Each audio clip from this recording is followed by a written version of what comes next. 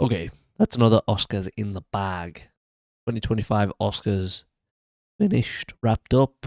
Too many awards to count, too many long speeches to count, too many musical numbers, too many weird French songwriters doing things on stages that I didn't understand and was only half listening to. Um, I've got pulled up here. Got all the awards that the Oscars have given out. And we're gonna go through all of these. But before I do that, very quickly on the the performance and the presentation that was given. Very quick thoughts on what I thought of them. Overall, okay. I'll take it. That runtime definitely needs to go down. If it's 3.5 hours, it's 3.5 hours. It was nearly 4 hours, actually. It was like 3 hours and 47 minutes, I think it clocked in as. That's pretty ridiculous. And, I'm not going to sit here and be like, oh, actors such as Adrian Brody need to talk less. No, this is for them. It's for guys like him to get up there and talk for 5 minutes in a speech because he's the best actor of the year. That's fine.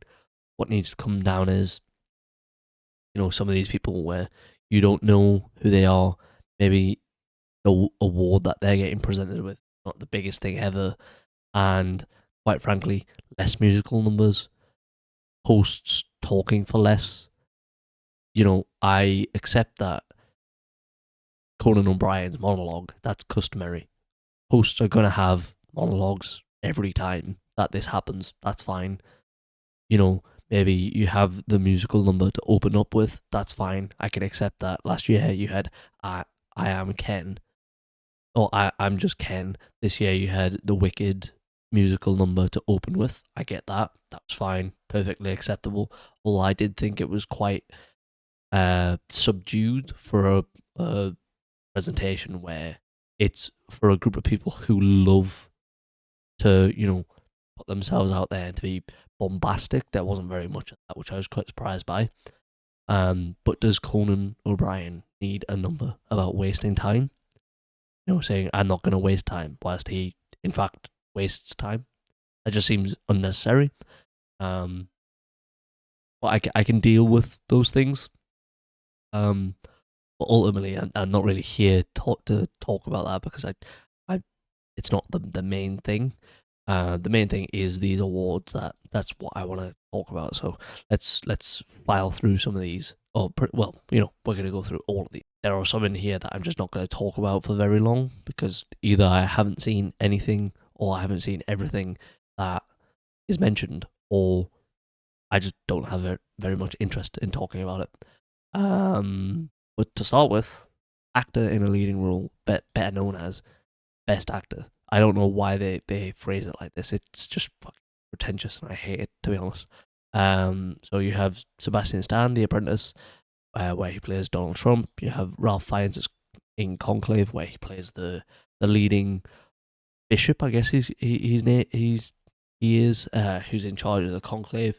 So his role is essentially to, run the conclave very well, so that they can choose a pope effectively, and it's not sort of infighting. It's not a lot of political battles. It is the religiosity rules all, essentially. And you've got Coleman Domingo in Sing Sing. I haven't seen this. I can't say very much about it. He plays a prisoner. I've heard he's very good. That's all I can say. And then Timothy Chalamet in A Complete Unknown as Bob Dylan. I have seen this. I think he's quite good. Oh, I should have also said I think Ralph Fiennes in Conclave is very, very good. He's probably on this list. He's my second favorite for this award. But I wasn't surprised that they didn't give him it because it's a very, very subdued role. They don't like subdued roles. They like bombastic. They like, energy. They like a scene where an actor throws things around the room because that shows gravitas, that shows acting. Just simply existing in a room like Ralph Fiennes does in a lot of Conclave. It doesn't really demonstrate great acting, at least in the Academy's opinion. Although I think that with newer generations, with millennial generation and with Gen Z, I think a lot of that is changing. I think naturalistic acting is just becoming a lot more favoured. So I would expect this to change, and I wouldn't be surprised if you see more roles like Ralph Fiennes in Conclave win Oscars over the next few years, purely because that's just the new style of acting. And then yeah, so Timothy Chalamet in A Complete Unknown, I think he's very good. I don't like A Complete Unknown. I don't think it's a particularly great movie. I think it's very formulaic. I don't think it does much to introduce someone who isn't particularly uh well versed in Bob Dylan's music. I don't think it does very much for me. But Timothy Chalamet clearly cares about this man, about this artist, and that is very obvious on the screen. You can tell that he's put a lot of work in. He says that he put in 5 years of rehearsals and training and learning how to sing like Bob Dylan, how to sound like Bob Dylan. And I wouldn't have hated if he had got the award for A Complete Unknown. I would have been a bit miffed that he didn't get it for Dune Part 2, which I think is a far superior role. But similar to what I says about Ralph Fiennes in Conclave, they don't give it for subdued performances. And, yes, Timothy Chalamet in Dune Part 2 has maybe 2 or 3 scenes. Yeah, I would say 3, where he, shows a bit of like, where he goes up by like an octave or 2 or 3 in terms of his vocal like volume. And there are a couple scenes, those same scenes, where he's really going for it, where he steals the show. But for the large part of that movie, and it's about 3 hours for the large part, he is very quiet. And again, I just don't think they like that style of acting. But Timothy Chalamet will win one. I am hoping it's for Doom Messiah. I think, as I'll talk about going down in this list, I think they're gearing up for giving Dune Messiah a lot of awards because it's that third movie in a trilogy.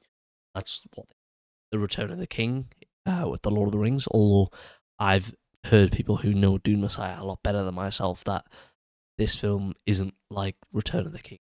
It's not, the end of the hero arc. It's more about making it into the villain, if anything.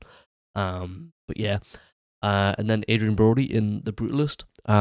This is probably a bit of recency bias because I only seen The Brutalist for the first right before the awards. I basically finished it like 2 hours before the awards started. But I think that Adrian Brody really is excellent in The Brutalist.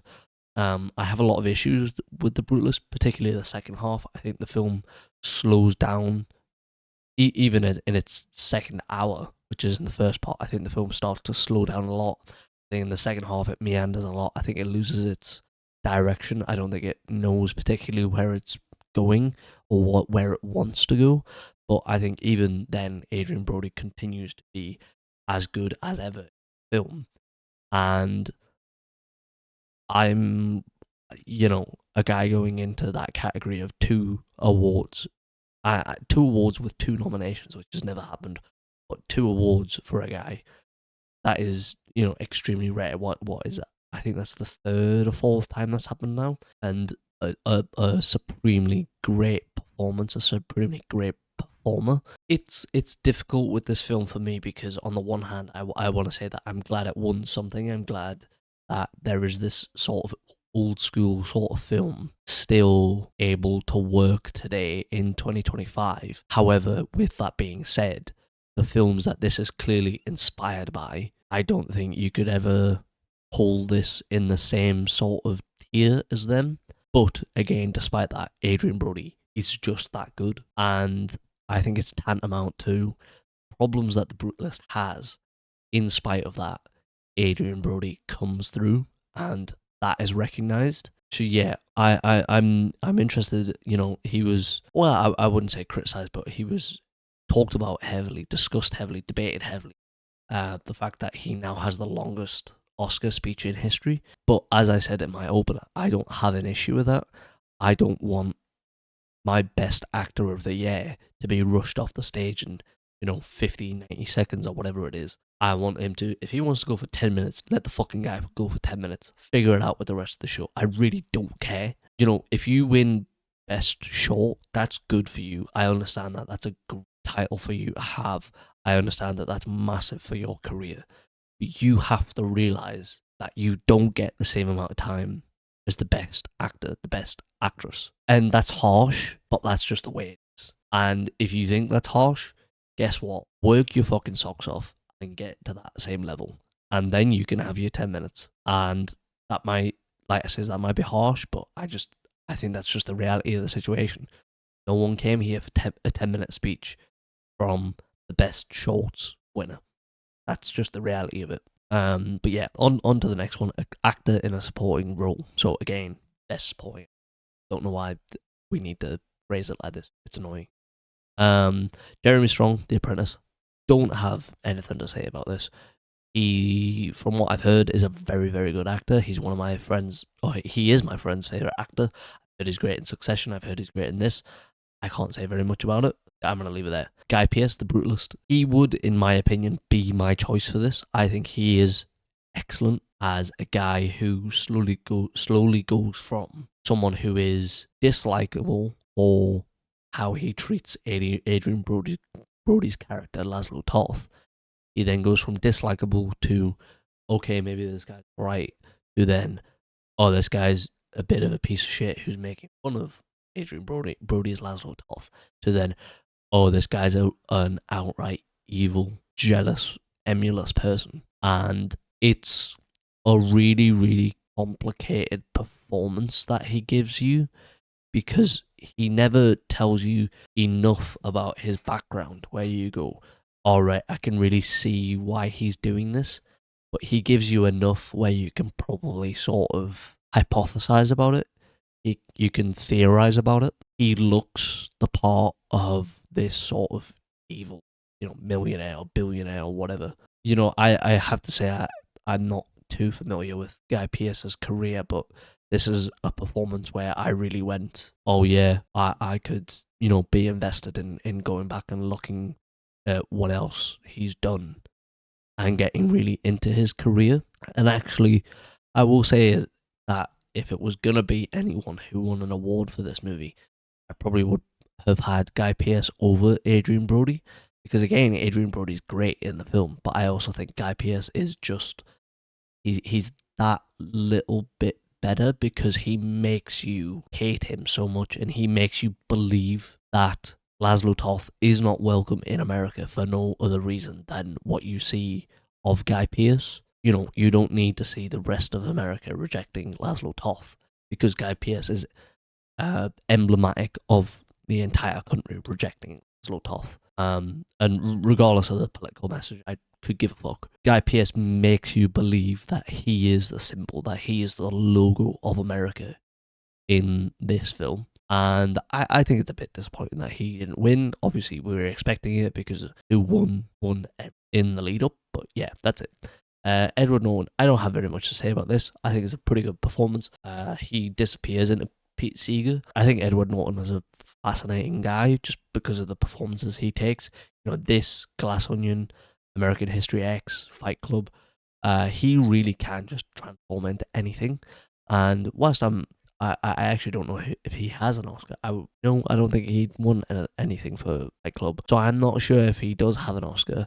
If he doesn't, that's a bit of a bit of a nightmare. And I would be extremely disappointed by that. But competition that he was up against this year, I'm not at all surprised by that. And I'm sort of like, yeah, it is what it is. I think of the 5, I haven't seen The Apprentice, like I said, but of the 5, I would expect that he's probably the weakest in his film. And that's not really his fault, because like I said, he does disappear. He is very good in the film, but I don't think he's given very much to do, especially as that film goes on, steps further and further away from Pete Seeger, and you see less and less of him, and as a result, he just has less to do, and there's no real transformation in the character as much as the film tells you there's a transformation. You're just sort of supposed to believe that he's changed and he's become more envious. You never actually see that, which I think is highly unfortunate, but it is what it is. A complete unknown, you sort of know what you're getting from a biopic, a musical biopic these days. You're not very surprised by it, albeit it's a bit disappointing. It would have probably been a bit more interesting to see the evolution of Bob Dylan's relationship with guys like Pete Seeger, with characters like Joan Baez. But, That's here nor there, I have to say. And then finally, probably I would say third on this list for me, is Yura Borisov, or maybe it's Yuri Borisov. It says Yura Borisov, so I'm going to say Yura Borisov for Anora. I think he's very good in this film. I think big part of the reason why he didn't win is purely because I just don't think he's in the film very much. I think he's very good, but I don't think he is much of a layered performance. I think a big portion of the reason why Anora is so good is because of the direction. The film convinces you that Yura Borisov's character and Maggie Madison's character, Anora, are on this same sort of level in terms of class, and they're both disrespected by the elite family that they're employed by, let's say, because of the direction of the film, because of the cinematography of the film, because of the screenplay. It's not really because of anything that Yura Borisov adds to the film. And whilst he's very good, I think that is an extremely limiting factor when you're choosing the best winner or the best actor for this role, or the best actor for this award. So whilst he is good, I think he's very comedic in the film. I think he has a lot to offer. I just don't think there's enough layers to his character that you can really sort of peel back and look at and go, oh, I enjoyed this. There's this aspect that is more like, say, socio-economic about him, that we can sort of sit here and discuss for 20 minutes. He doesn't have very much of that, in my opinion. So again, it's not much of a surprise. And then the most obvious winner of the night was Kieran Culkin for A Real Pain. We knew that he was going to get this weeks and weeks ago because he was just winning everything in the awards season. SAG, WGA, PGA, PGA. Oh, did I say PGA? I think it said PGA, DGA, everything else. So it's not at all of a surprise. I wasn't a big fan of A Real Pain. I think it's fine. I think Kieran Culkin is very good in the film, but as I said, I would have chose Guy Pearce for this. There are layers to this character, to this film, that you can sort of peel back. There is, a sort of humor of Kieran Culkin's character that you can sort of look at and go like, oh, well, this is interesting. Why is he saying that? Oh, that's funny. Ha ha. But then there is also this depression that is very noticeable, and then there is also this aspect of him mourning his grandmother, and then there is also the aspect of him visiting where his Jewish ancestors were murdered during the Holocaust. And there is so many layers that you can pick out with his character and with the film in general, that there's a lot that goes into his character in the film. And particularly what has happened over the past 18 months or so with Israel. I'm not really surprised that the Academy gave an award to this film for that. But as I said, I think I would have chose Guy Pearce personally. Best Actress, Fernanda Torres, Demi Moore, Carla Sofia Gascon, and Cynthia Erivo, and then the winner came out. So I think out of these, I find this category to be such a tough category. So first off, I should say I haven't seen Wicked yet. I wanted to get into it, but I'm not a musical fan, and the idea of going to see a 2-hour, 20-minute was just, it's so harrowing in my. I will do it eventually. I will watch it. It's just it's so long for a musical. There's going to be so many songs, and I just don't care. I don't think I care. I struggle because for me, I think this is very much a three-way tie. I wouldn't have voted for Wicked, or I wouldn't have voted for Cynthia Erivo because I haven't seen it. I wasn't hot on Carla Sofia Gascon's portrayal of Emilia Perez as everyone else. I thought she was fine, but I think she is quite subpar compared to Zoe Saldana in that film. And then obviously what happened, but personally, I don't think any of that would have factored into me voting or not voting for her, I have to say. And then from there, I think it's very much a three-way tie for me between Mikey Madison, Demi Moore, and Fernanda Torres. I think out of the three, Mikey Madison would have probably came third. And then I think it would be very much a toss-up between between Demi Moore and Fernanda Torres. I think for this award, I very much would have a lot of it would have been how recently have I seen these films. If I'd seen The Substance more recently, I would have probably voted for Demi Moore. I'm Still Here more recently, I would have probably voted for Fernanda Torres. I have seen I'm Still Here more recently, so Fernanda Torres is a lot more present in my mind. I think the one drawback of I'm Still Here, Fernanda Torres' performance is how weak I'm Still Here is in the third act, whereas I don't think Substance necessarily falls apart in its third act. I don't think the third act, necessarily gives Demi Moore very much to do, but it's at least still there.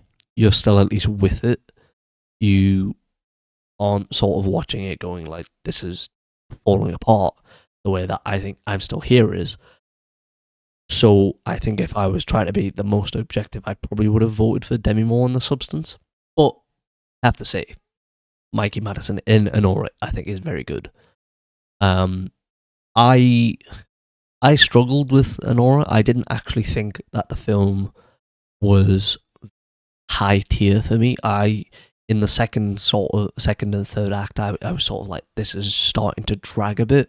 The film slows down significantly in its second hour, and I didn't like that because the thing for me with the film is that it's so quick paced, and therefore when it slowed down, I was like, all right, well, I'm not very happy with this. However, then when Mikey Madison delivers her final scene, where she finally breaks down, I found that to be such a powerful moment, and I think that scene alone probably won her the Oscar, and it probably just edged her. Okay, I got distracted by something. I don't remember where I was. Yes, but Anora, Mikey Madison, I think that end scene basically won Mikey Madison the Best Actress. And I'm not, even though I say I think I probably would have placed her third, I'm not, begrudging that she won it. I think it's a very good performance. I just think that the film slows down in the middle section. It doesn't really give some of its performers very much to do in that section. But that's ultimately here nor there, I would say. I do really like the film. I do really like her. I think she's very good. And ultimately, yeah, good for her. And what I've read is that apparently what they credit with winning Mikey Madison this Oscar is that the increased membership for the Oscars means that the demographics have become much, much lower in age. And so it just seems more likely that Mikey Madison was going to win it over Demi Moore and Fernanda Torres because younger people want to see younger people win it, and younger people are going to be less familiar with Demi Moore and Fernanda Torres. Particularly Fernanda Torres, who was a Brazilian actress. She hasn't appeared very much in, if at all, in English movies. But yes, that's Best Actress. Best Supporting Actress. Isabella Rossellini, Felicity Jones, Ariana Grande, Monica Barbero are the nominees, and then Zoe Saldana won it. I don't have very much to say about this one, I have to say. I think this is probably... I think this is a fairly weak sort of category. I do think Rossellini has that one great scene in Conclave that is very, very good. But other than that, I think she's a very subdued performance, but subdued and isn't in the film very much. And, that's sort of the nature of Conclave. Women aren't really welcome in the Conclave other than sort of being background characters. Felicity Jones, I think, is very, very good in the second half of The Brutalist. I think her big scene towards the very end doesn't really offer very much, in my opinion. With a scene like that, I expect it to be more blowout in terms of dialogue. I expect her to be given a lot more. And just as she's starting to rile herself up, both the actress and the character, I think the scene kind of just ends. She's then just dragged out of Guy Pearce's character's house out of the Van Buren estate, and then you just sort of never see her again. I think she's very good. I don't know if there's enough there for her to win it, in my opinion. Although I will say how her character is introduced, I think is probably one of the best introductions. And I don't mean at the train station, I mean when Adrian Brody and Felicity Jones are in bed and she's sat there giving him a hand job whilst, saying, I know everything that you've done and I forgive you because I was there with you the entire time and I understand why you did it. I think that's a very, very powerful scene. Next, Ariana Grande, I don't have anything to say. I didn't see Wicked. I expected her to be on this list. It makes complete sense. Monica Barbero, I think she's very good. I don't think she has very much to do, I will say. I don't really know anything about Joan Baez, so I can't really say anything about it. Yeah, she's probably last on this. Oh, well, by default, Ariana Grande is last, and then I would say she's second last.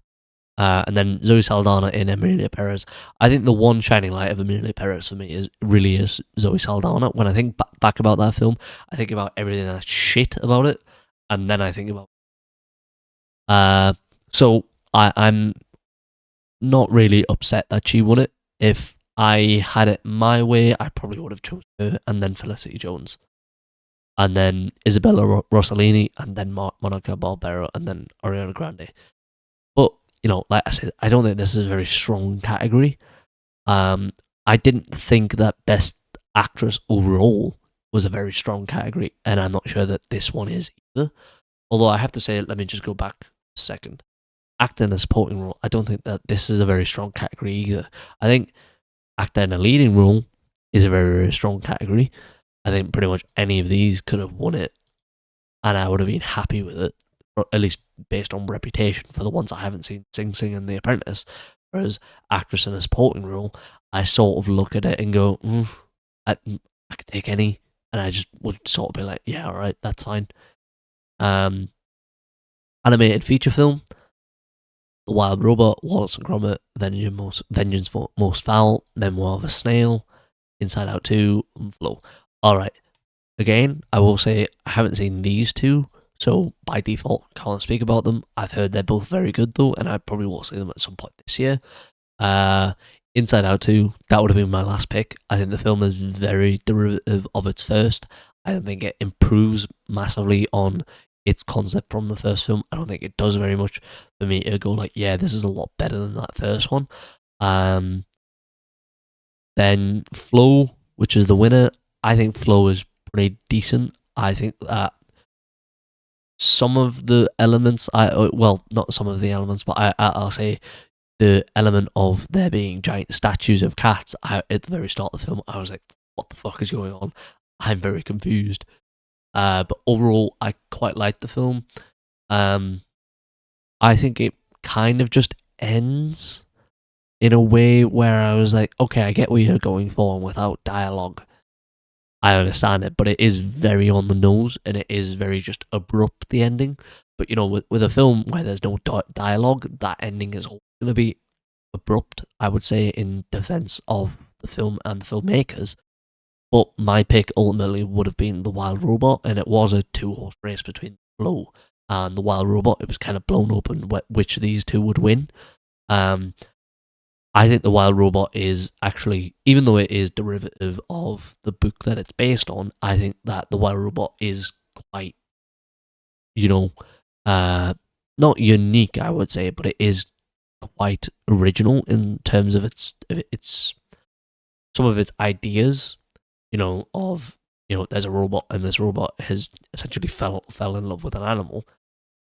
That, to me, I was quite impressed when I seen this film. I think it's a lot funnier than Flow. I think there's a lot more going on than Flow, and I don't ever think that The Wild Robot feels to me like, oh, there's too much going on and I'm not sure what's happening. I actually think that The Wild Robot is excellent at wedding together all of its elements and it feeling competent. I feel like there is 3 concurrent messages of The Wild Robot. One for kids, one for adults, Oh, sorry. One for kids, one for parents, and one about the environment for society writ large. And I don't ever feel like one of them is out of place. And so that was my personal pick, but I'm not upset that Flow wins it. Ultimately, I think it's better for the industry that Flow wins it because that is a huge, like Anora winning all of its awards. I think it's good for independent cinema. I think it's good for cinema overall that an independent film from Latvia can win an award like this. And as I said on Twitter, as this was happening, as the Oscars was happening, I just think it must be so insane for you to come from a country that has never won an Oscar. I don't think has even been nominated for it. And you win your country's first Oscar. Overnight, you turn into a legend. You know, there is a uniqueness about countries like, you know, like Latvia, where these Oscars, these awards, high prestige awards, don't come around very often. And so when they do, they're extremely special. And this doesn't really happen in a country like the UK, where I am. The UK gets nominated. Maybe it doesn't win a lot of awards. I think in some aspects that the UK art in arts sort of field has regressed in a lot of ways, but it does get nominated for a lot of awards.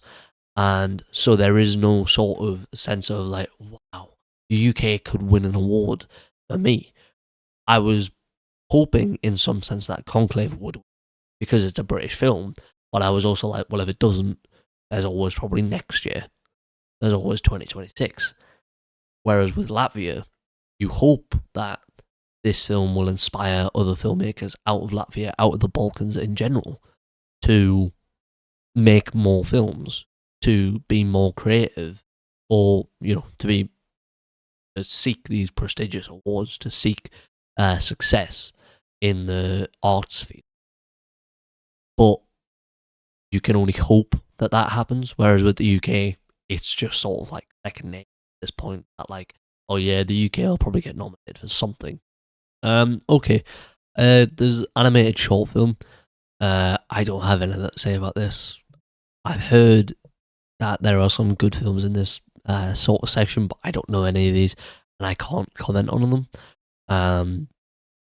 It's not one that I have watched any of these in. I did look up the winner after, and I might watch it. It sounds interesting enough, and the stories of these creators not being able to get into the US until basically the day of, I think is a very or secured visas until the day of the film winning best animated short film.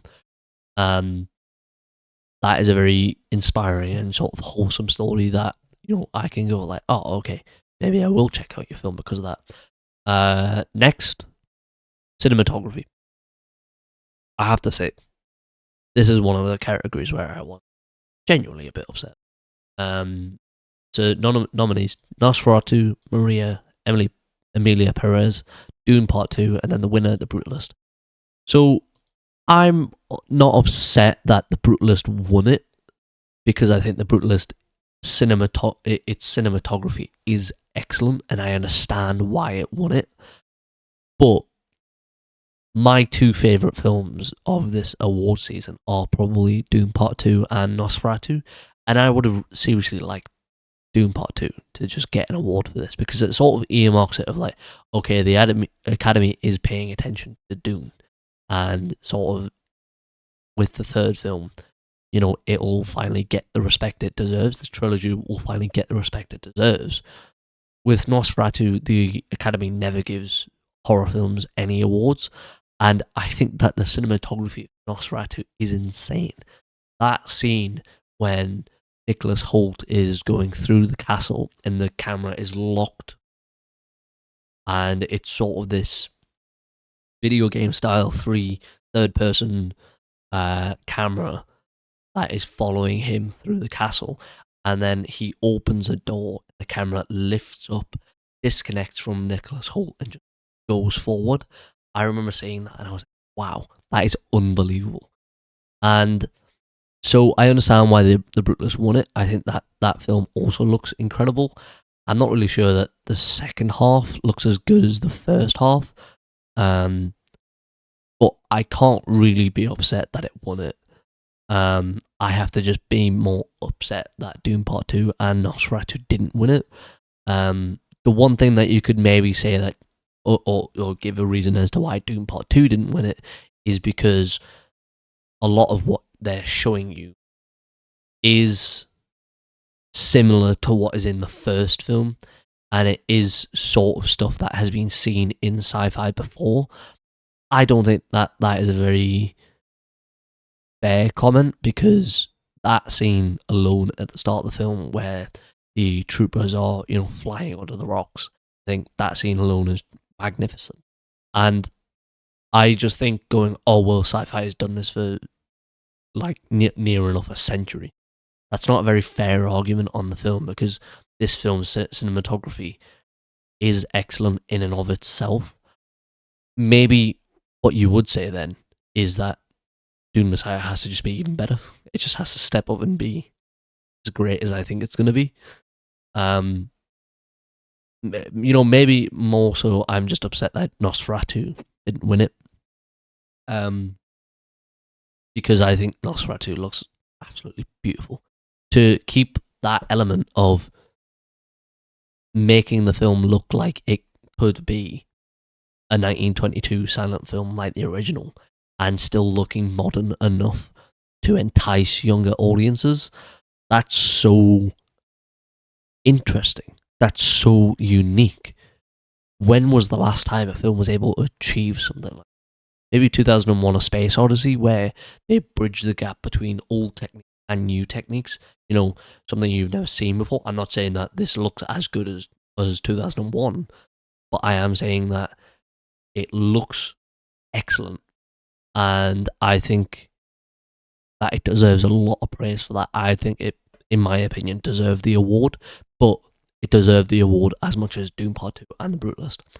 Maria, I haven't seen, can't say anything about it. Emilia Perez, I don't think there's anything special in the cinematography of that film, to be honest with you.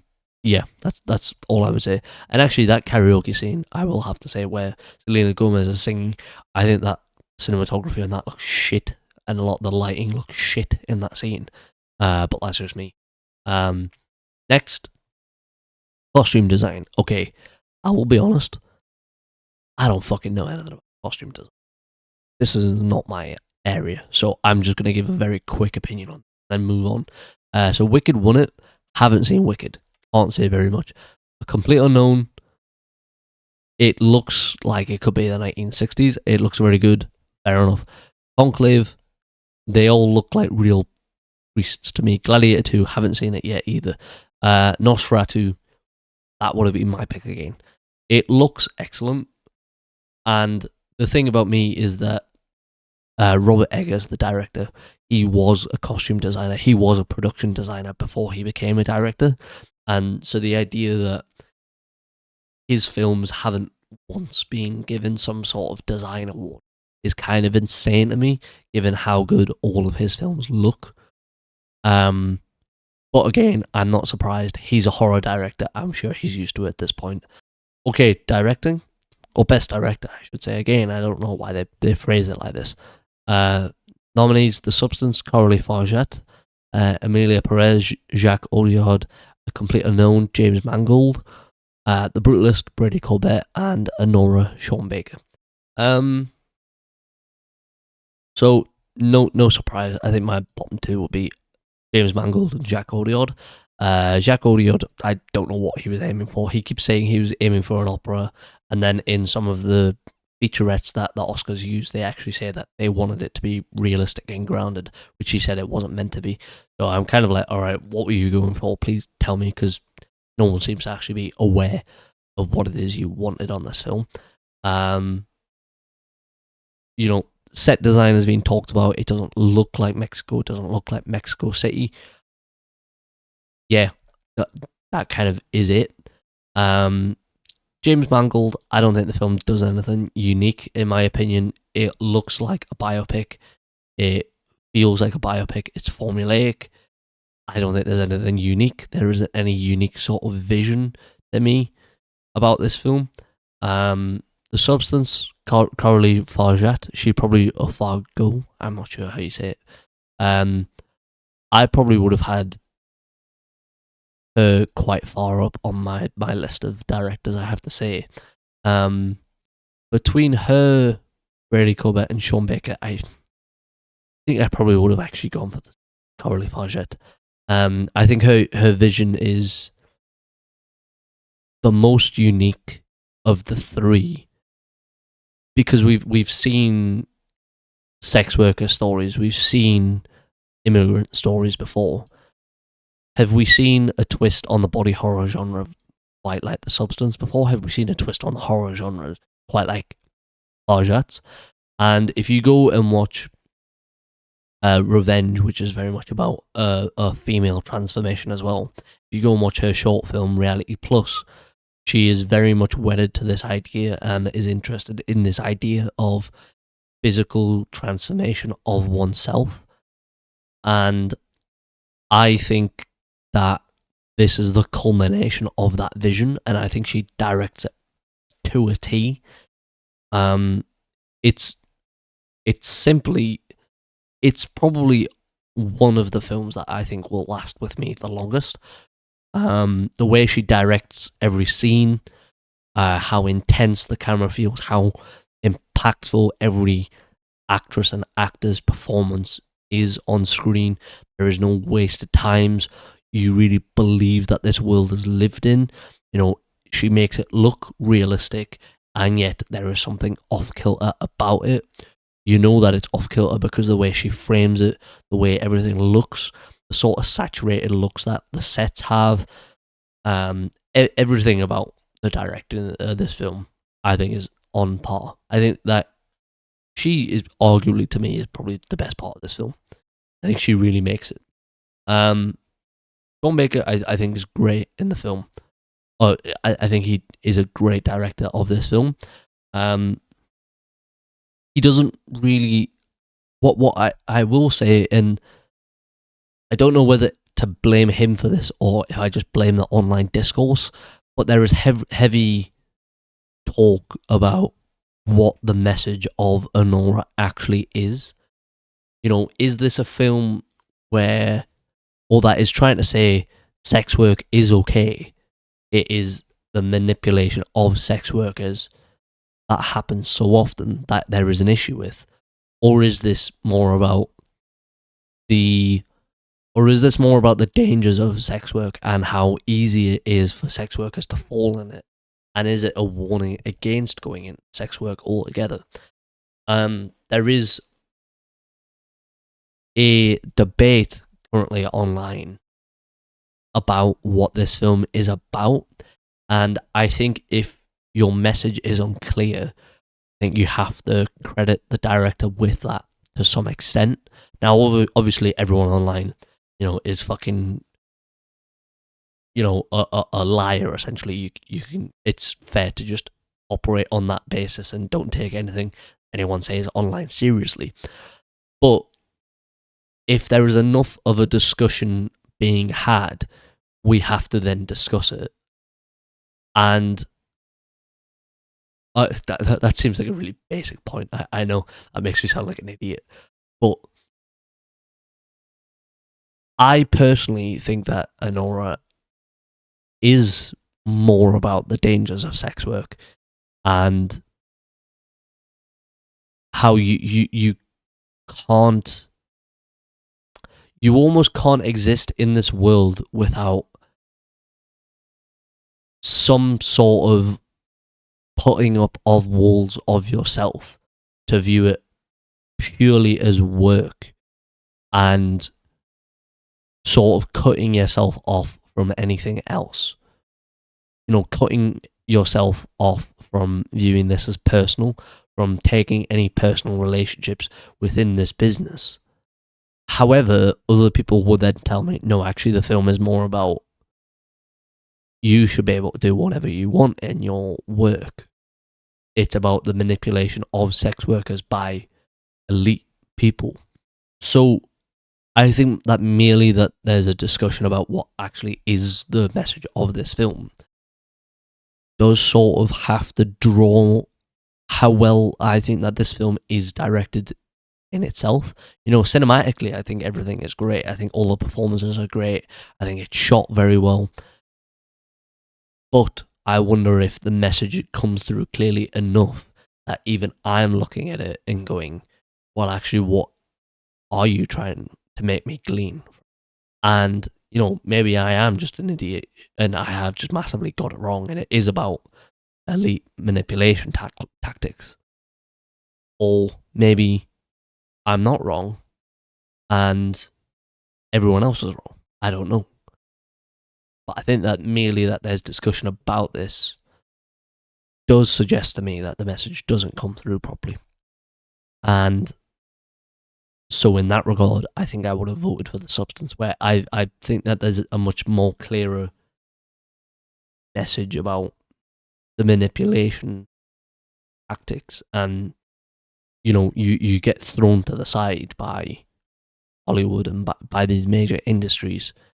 And that's a lot clearer in The Substance to me than Anora. And so, yeah, that would have been my pick. I don't have very much more to say about that. Documentary feature film. I have to say again, I haven't seen any of these.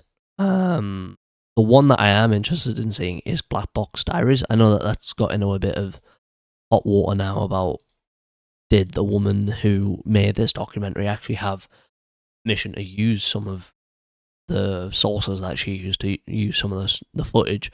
But that is the one that I'm most interested in seeing. I might just get around to watching all these. I'm not sure, but I can't say very much about this. So that's it. That's all I'm going to say. Documentary short film. I've only seen one of these, but I have heard that there's some quite good ones in here.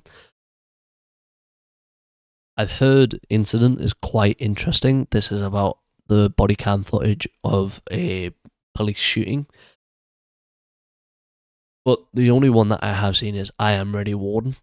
I see a lot of discussion online about I Am Ready Warden is quite manipulative. It uses footage of the death row inmate's son to sort of evoke emotion out of you. But I will be honest, it made me cry. So it worked. And so it was effective in getting its message across. And that's all I can really say. So if I was voting for this, I guess I would have voted for that, but I don't have any knowledge of the other ones that are on this list. And that's as much as I can say about it. Okay, next, film editing.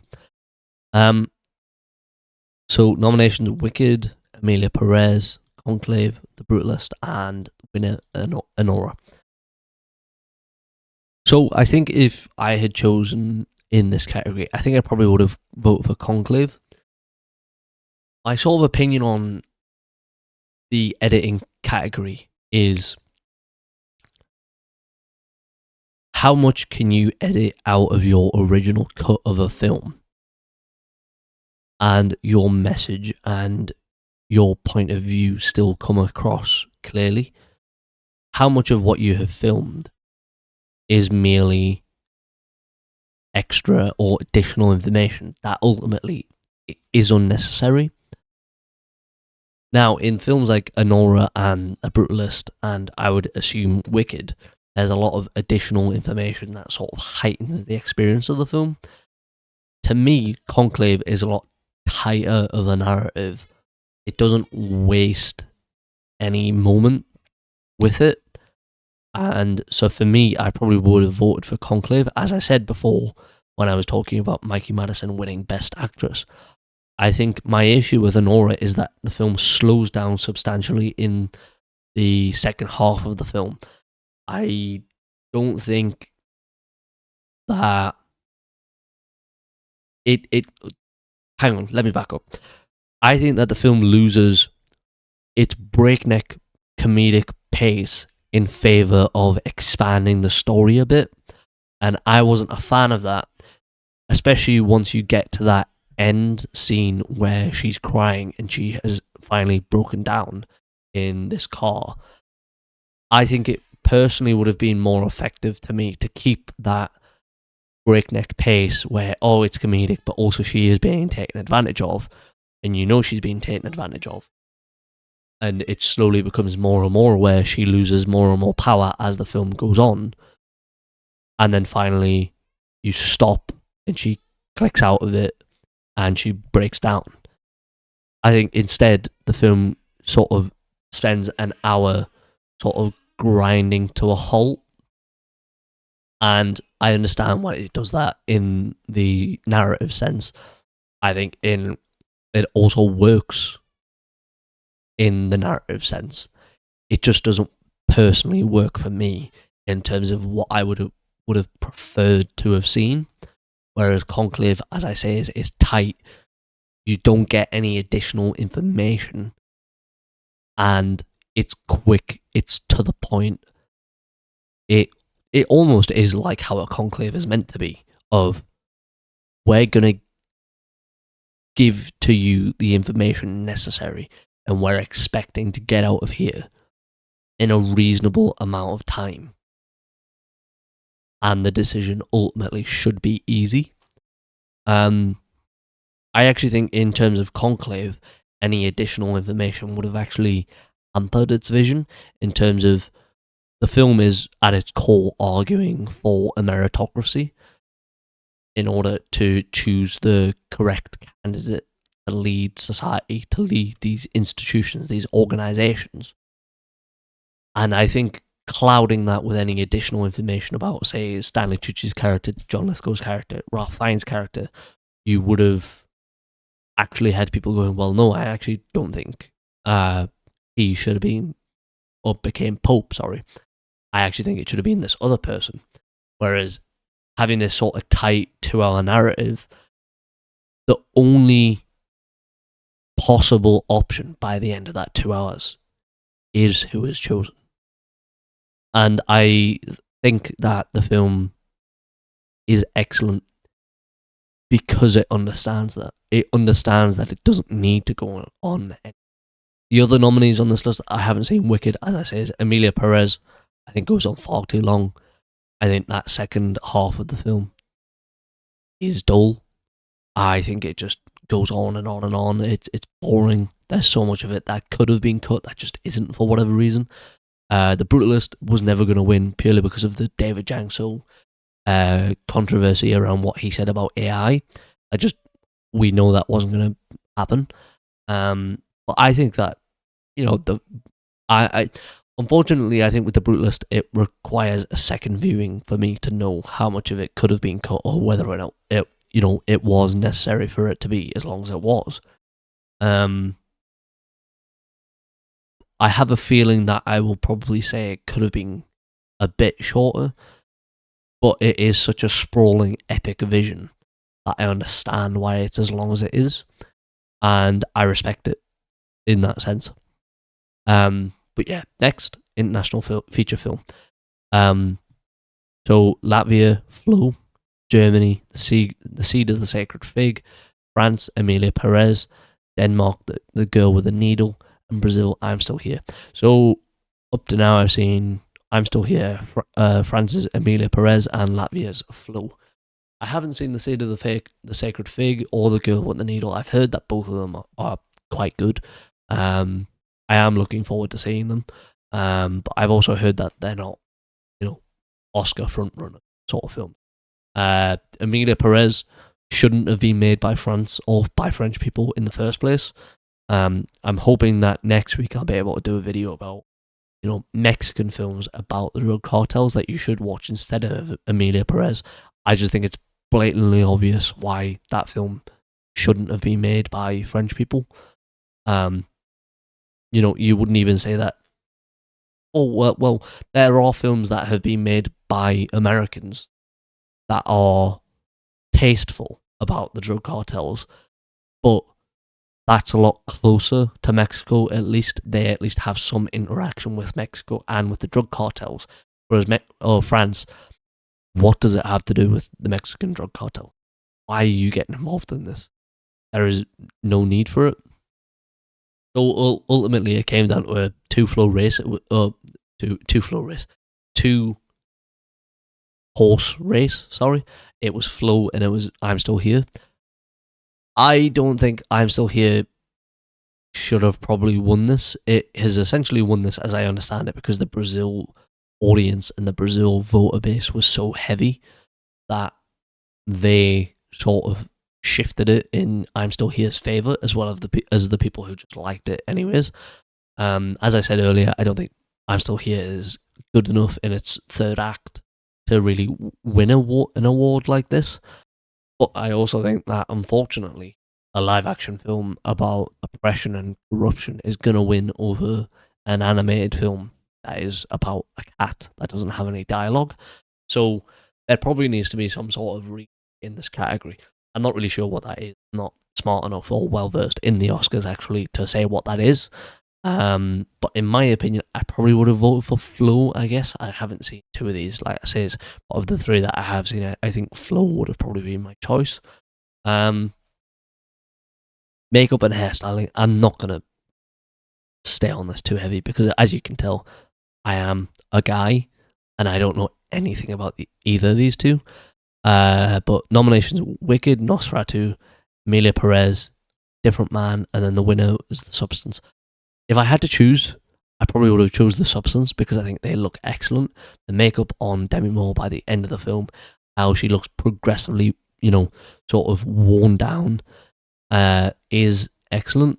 I also think how do I say this? The makeup and the hairstyling in the film makes Margaret Qualley places her on such a pedestal that it intentionally draws you in to her allure. And so for that sort of dichotomy of one of them falling apart and one of them, or half of this person falling apart and half of this person rising up in terms of its stature, I think that's so clever and it's such a unique vision that I would have probably given it to it.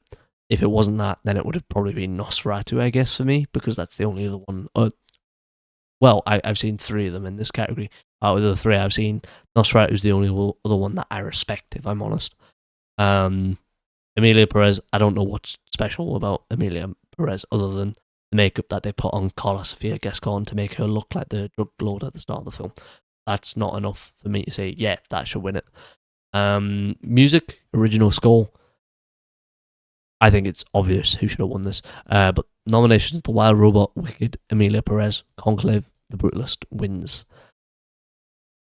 I think it's basically pretty obvious that The Brutalist has the best score of this five. I love the music from Conclave, but I really just don't think it holds a candle to that.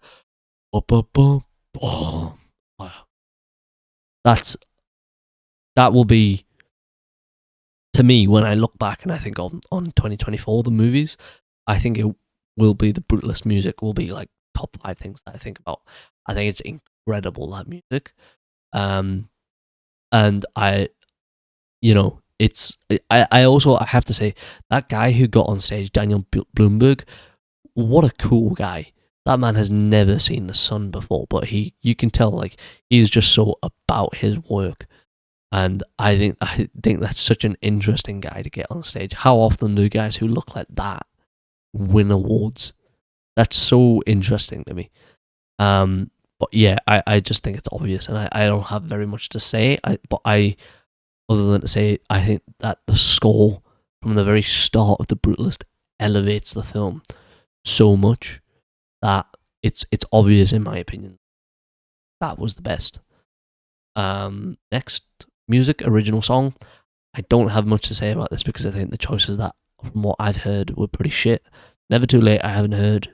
Mi Camino, I have heard, but I think this is the song that Selena Gomez sings in the karaoke. Like a Bird, I haven't heard.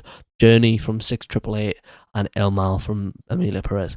But I have to be honest, I don't mind El Mal as much as anyone. I think my issue with it is more the dance sequence that accompanies the film. I think is pretty shit. I also again think it's French people talking about Mexican corruption. Why? Why does that happen? Mi Camino, Selena Gomez has a terrible Spanish accent in the film. She shouldn't have won. So overall, pretty terrible choices in this category. And I probably would have just abstained from voting if I'm being honest. Okay, so best picture. This is the last sort of like big one on this list. I don't know why they've sort of formatted this. This probably should have either gone last or first.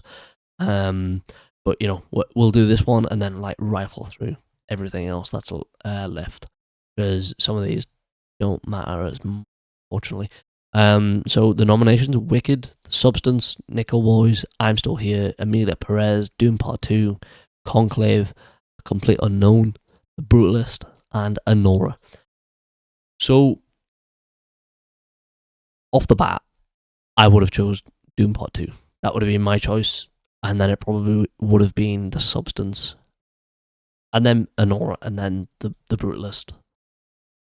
And then, oh no, actually, I think I probably would have chose Conclave and then The Brutalist. And then everything after that, I'm sort of just like, yeah, whatever.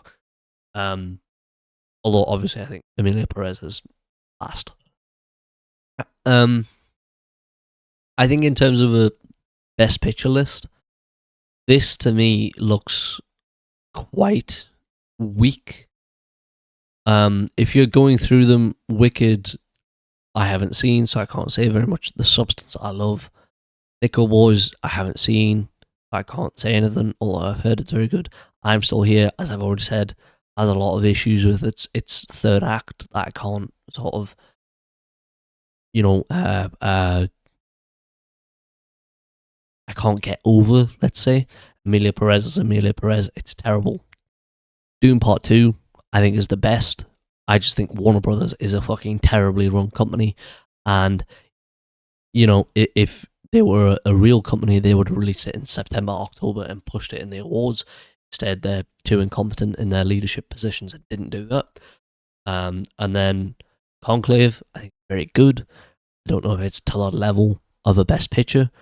Complete Unknown, basic biopic, doesn't really deserve to be here, in my opinion. Brutalist, a lot of issues, as I've already said, in the second half, although I understand why it's here because of its sort of classical filmmaking. Then Anora as winner, I think is very good, but again, I'm not really sure if it's enough of a powerhouse sort of film. I need to see it again to really judge it, because when I came away from the film, I wasn't really sure how I felt about some elements of it. As I say, I hate how the second half sort of slows to a halt. But I think that this is a really, really weak list, I have to say. I think if Doom Part 2 came out in the second half of the year, I just think it would have absolutely slaughtered.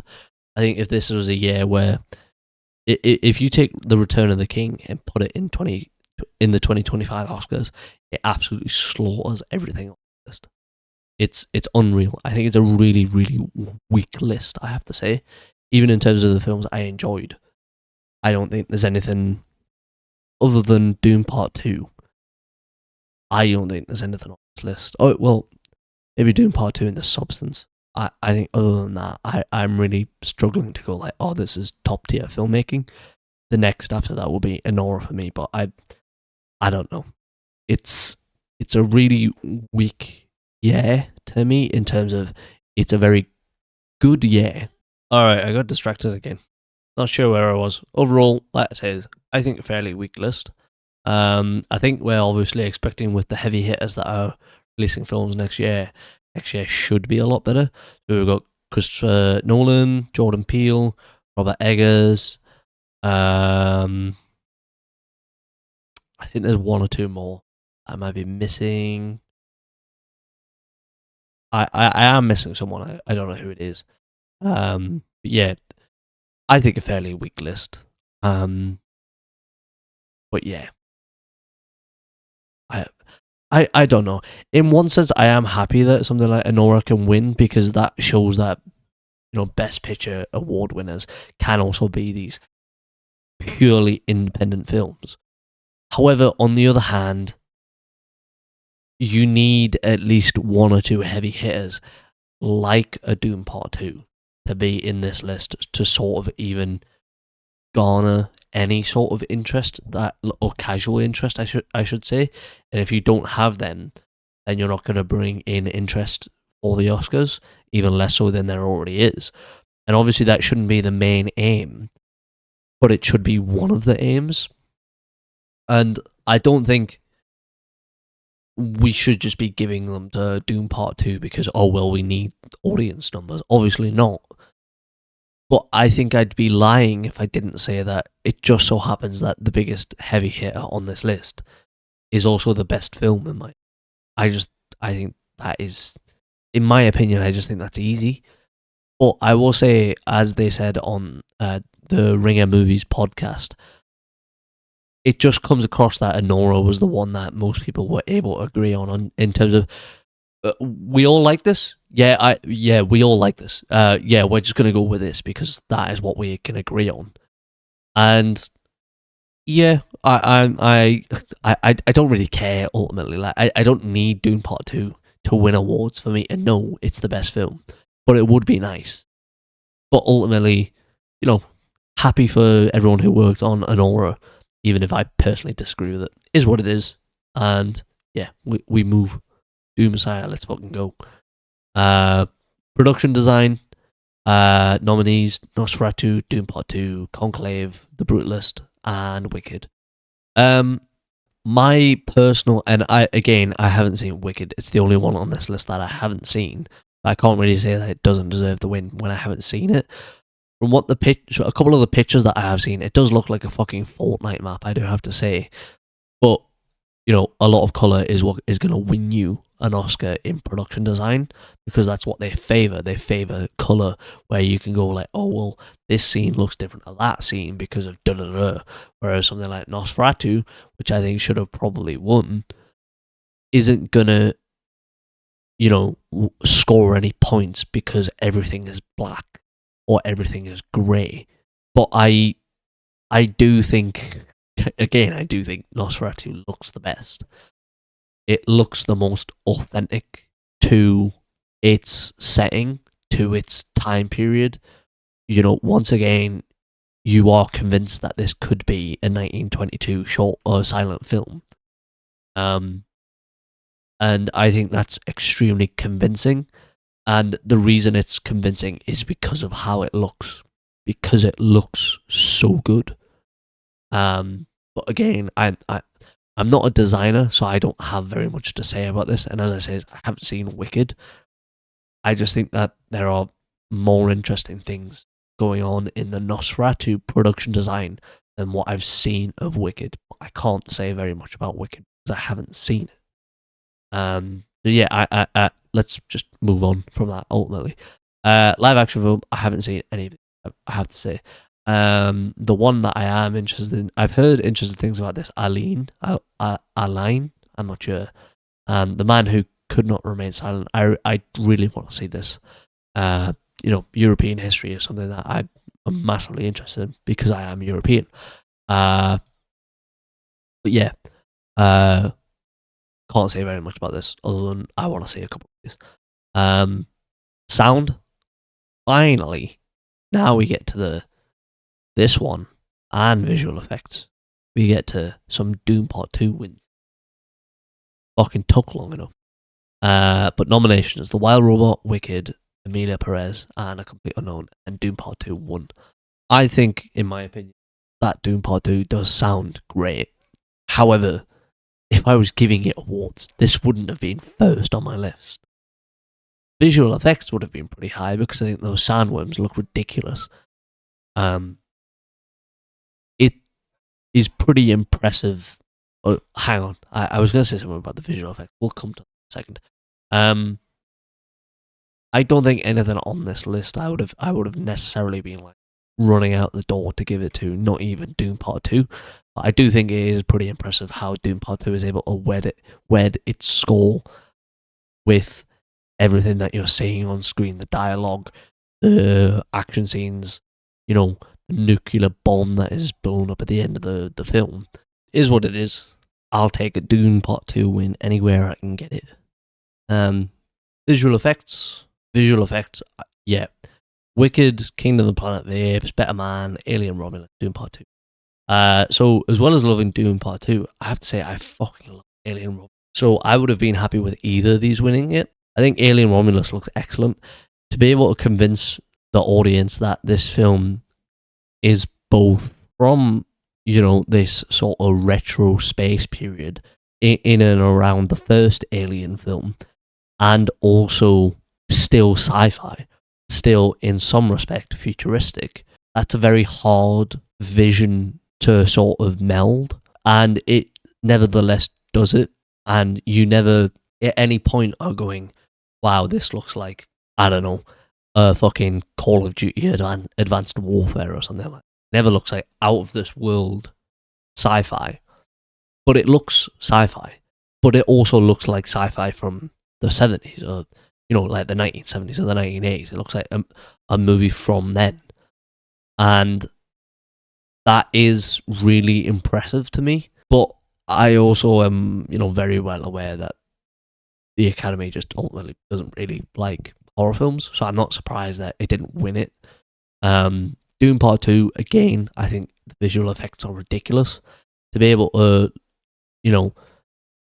make those sandworms believable on camera, and then to also have 3 of them at one point at the end of the film, to make a nuclear bomb explode and still make it impressive just a year or even less than a year after Oppenheimer released. That's staggering in my opinion. And it all looks unique. It looks like something you haven't seen before. Well, maybe not the nuclear bomb. You've seen an explosion, but you haven't seen like 3 sandworms like coming towards the screen.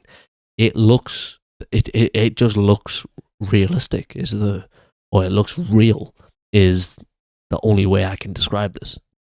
And I think it's seriously impressive. And ultimately, the 3 other that are on this list, I can't say very much. I haven't seen any of them. Planet of the Apes, I do love. I haven't seen Kingdom. I haven't actually seen War either. So when I get around to that, I'll have an opinion on it, but I don't currently. On to writing adapted screenplay. Okay, so I think this is a pretty interesting list. Sing Sing, Nickel Boys, Amelia Perez, A Complete Unknown, Conclave. Right, so first off, Amelia Perez, I think, is based off of like a paragraph in a book. So I'm not really sure why that's on there. And also, it's fucking wrote terribly. So like, let's just bin that off immediately. Nickel Boys and Sing Sing, neither of those I have seen. I've heard very good things about them. That's all I can say. A Complete Unknown. What is special about this screenplay? It's all things that you've seen before. And the annoying thing is, I have to imagine like when you're writing the script for the screenplay for A Complete Unknown, everyone sat in the writer's room going, okay, so he's gonna go up on stage and sing in this concert. And so it's like, all right, he wakes up in the morning, he has breakfast, he talks with Elle Fanning over his breakfast, and they're like having a bit of conversation, and then he drives to the concert. They're talking on the way to the concert, and then he gets to the concert and he sings a scene, or he sings a song, and that's a 5. That not even 5 minutes. That's 30 seconds. They've only wrote about 10 seconds or 15 seconds in that scene. The other 15 seconds is the song that is already written. Bob Dylan wrote those fucking songs 60 years ago. So what is the award here for best adapted screenplay? There is legitimately, I think, about 35 or 40 minutes in the middle of this movie where it stops being a movie and you're basically just watching an elongated concert. Well, not an elongated concert, but a concert. Because it's like, right, introduce a scene, here's 2 characters, they chit-chat for like 10 seconds, alright, get to a song, and rinse and repeat for 30 minutes. And I was like, can you stop, because I don't know what's going on. I just feel like I'm listening to songs, and a lot of these songs I don't know what they are, and I need you to just like calm down for a second. And it just sort of goes at that pace. And again, it's a breakneck pace, except in this case, the breakneck pace I didn't appreciate, and I just don't understand like what this like excellent writing. So ultimately, for me, Conclave almost just wins by default. I haven't seen two of them. Emilia Perez, I think, is terrible, and A Complete Unknown, I don't understand what is so special about the writing.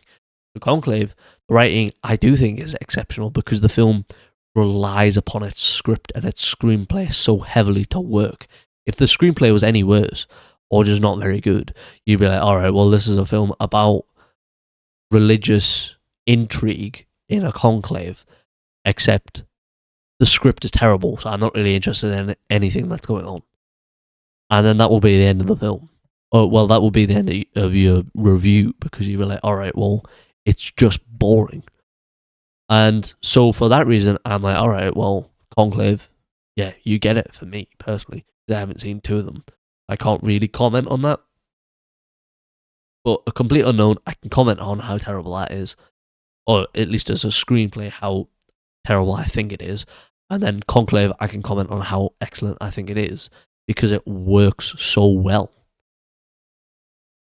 But yeah, that's it. And then finally, writing original screenplay. So you've got The Substance, September 5th, A Real Pain, The Brutalist, and then Anora. So,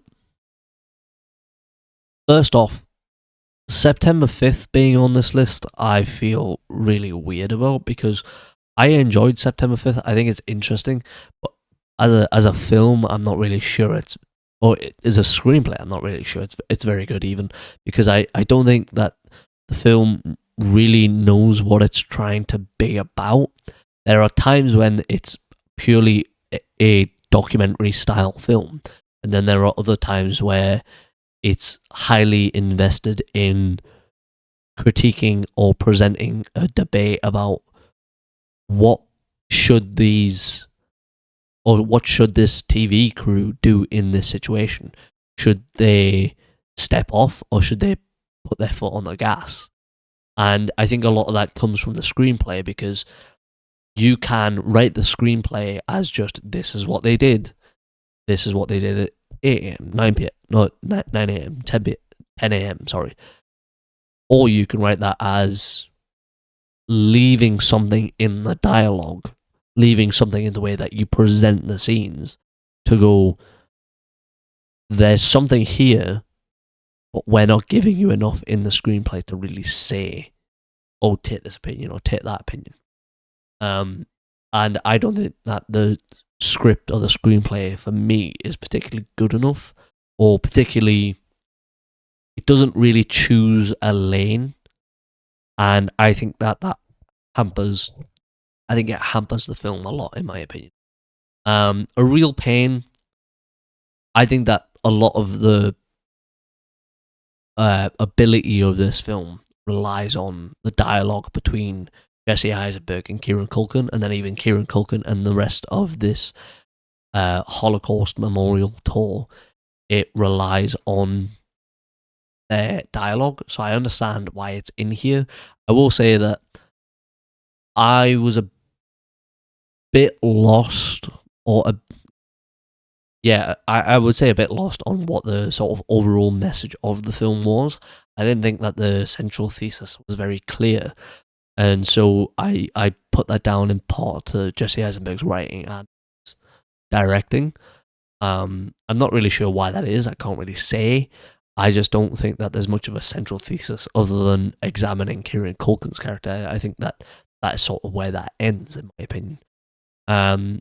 Substance, I've already spoke about how great I think this is. The one thing that you would say is that maybe towards the end, there isn't very much writing that's needed. The majority of the third act relies on its body horror aspects more than it relies on its writing. That's not really something that I'm saying you should dock it over, but that is something that you're saying if you're looking for an excellent screenplay, maybe you say, well, there isn't much writing in general in that final third act. And I just think that it wouldn't necessarily win it for me, because I'm looking for a stronger third act in terms of dialogue if you're awarding something for screenplay. The Brutalist, I think, it's wrote pretty well.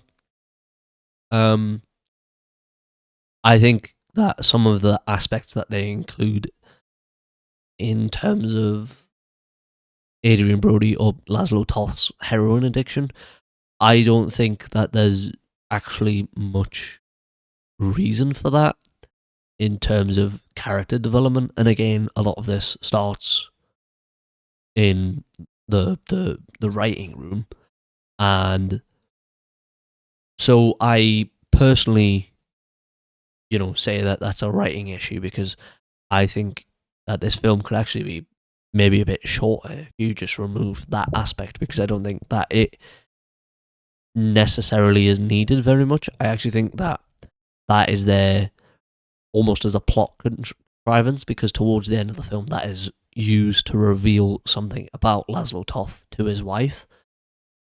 And I sort of, I do hold back the screenplay in some aspect as a result of that. And then finally, I think that the screenplay is excellent.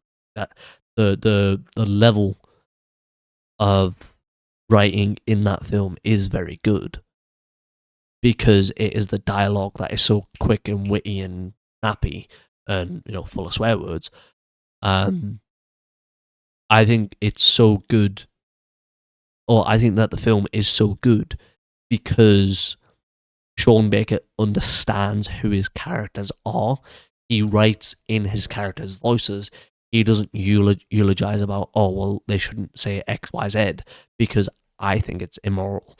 He just writes them as he sees them, as he sees of like, oh, well, they would talk like this. Of course they would talk like this. Why wouldn't I write them like that? And I think that's so clever of him.